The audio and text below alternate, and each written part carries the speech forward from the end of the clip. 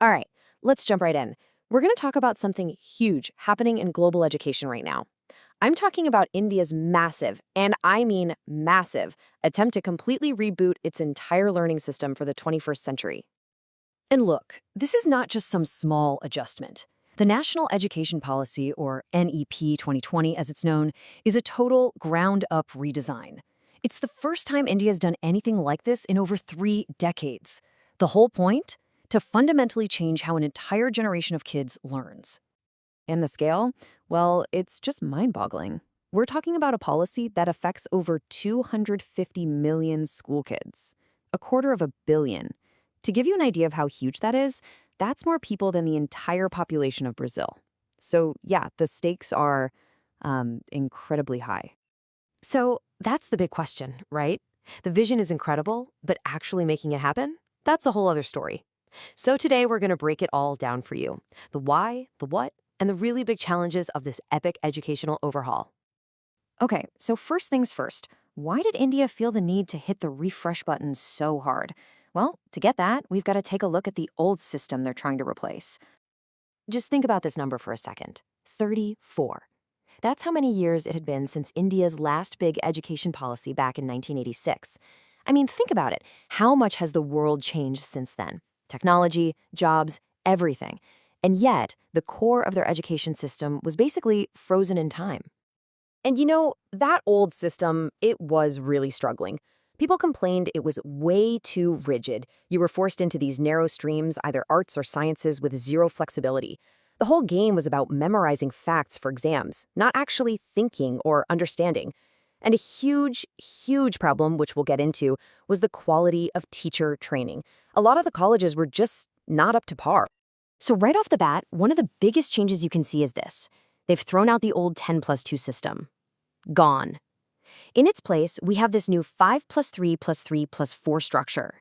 And this isn't just shuffling numbers around for the sake of it. The idea is to actually match the school structure to how a kid's brain develops. Like those first 5 years, that's now a dedicated foundational stage, all about play-based learning. It recognizes that this is a super critical time for brain development, something the old system kind of just ignored.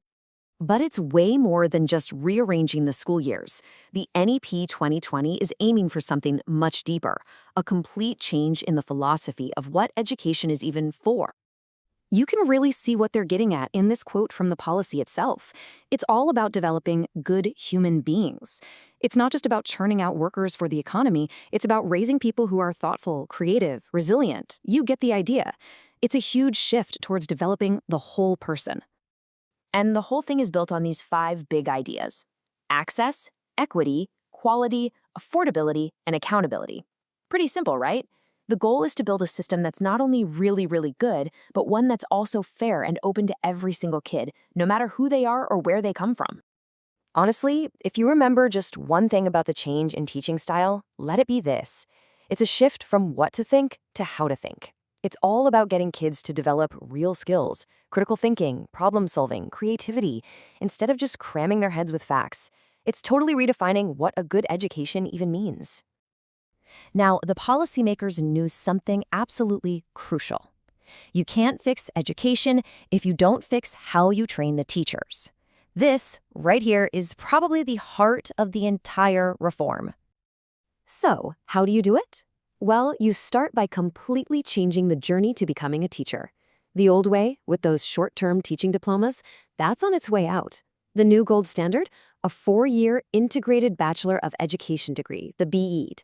The thinking here is to make teacher training just as serious and rigorous as getting a degree in, say, engineering or medicine. And it's not just how they're trained, but where. Those old standalone teacher colleges that only focus on one thing, they're being phased out. Instead, teacher education is moving into big, multidisciplinary universities. It's like moving from a tiny specialty shop to a giant department store. The goal is to stop teacher training from being so isolated and let future educators soak up knowledge from all different fields. And on top of all that, they're building a whole new support system for teachers once they're on the job. We're talking clear national standards so everyone knows what's expected, a real mentoring program to help new teachers find their footing, and get this, a requirement for 50 hours of ongoing training every single year. It's all about making teaching a career where you never stop learning. Okay, so the vision is amazing, right? It's really inspiring. But what happens when that vision slams into the real world? Well, the data we have paints a really interesting picture, a mix of big hopes and even bigger challenges. Let's start with the good news. There is a ton of optimism out there. A survey of students and teachers showed that almost 3/4 of them think this new policy will be a good thing for their careers. So people are definitely hopeful and excited about the possibilities. But here's where we hit our first speed bump. Not everyone is even on the same page. A study of people training to be teachers found this massive gap in awareness. In government colleges, 64% of them really knew what the policy was about. But in private colleges, that number dropped to just 24%. And that's a huge problem, right? How can you implement a new plan if a big chunk of the people involved don't really know what it is? And this disconnect gets even more stark when you ask about being ready to actually do this. When those same students were asked, hey, is your college ready for all this? All that optimism just kind of evaporated. A huge 44% said, nope, we're not ready. Only about 1/4 of them said yes. That is a giant red flag, showing a major gap between the plan on paper and what people are seeing in their own institutions. Which brings us to the final, and let's be honest, the hardest part of all this. Actually making it happen. The long, tough road of putting this plan into action in a country with 1.4 billion people. And look, the path ahead is seriously steep. You've got the money problem, finding the cash to fund it all and build the infrastructure. You've got the people problem, retraining millions of teachers who are already in the system and dealing with schools that don't want to change. Then there's the sheer logistics of it all, trying to get a single national policy to work across dozens of different states, each with its own system. Oh, and on top of all that, they're also trying to bring 20 million kids who are currently out of school back into it. I mean, any one of those would be a massive challenge on its own.